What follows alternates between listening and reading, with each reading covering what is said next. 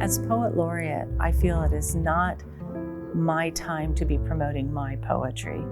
As Poet Laureate, I'm an advocate to get other people interested in finding their creative voices, finding their path to perhaps writing or through music or through art. I felt meeting the needs of our community through poetry would be through a visual means where people could come home from work, not have to get back out to attend a function, but they could go in the community and see poetry posted.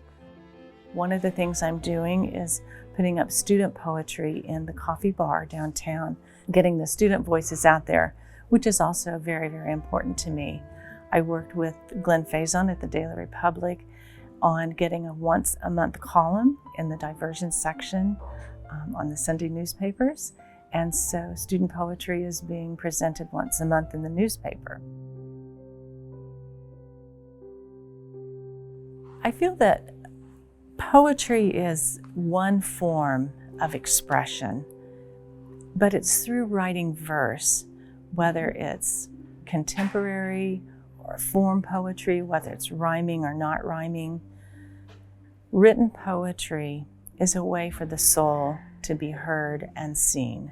It can be an awakening of the heart to process emotions, from sadness to extended joy. It can be a way to take a stance with an opinion. A famous poet laureate, modern poet laureate, Billy Collins, always said, "What is poetry? Poetry tells the story of the human heart. It is a way to unite emotions and enlighten your mind at the same time. It's a way that you can begin to see compassion, feel compassion, not only for other people, but to yourself. And once you do that, your breath and you are sharing the poem." I've also coordinated with the Fairfield Sassoon Visual Arts Association. We've done one event where poets came in and wrote to art that was hanging at the exhibit at the Town Center Mall. I also think that it's important to have open mics where everybody's voices can be heard through different venues. We did one here at the Civic Center Fairfield Library last September.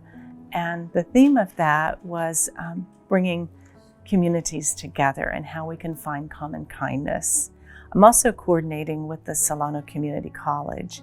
We're going to try to get some readings going out there with students who are in creative writing and perhaps bring in high school students so they can see what they can do further out of high school with creative writing.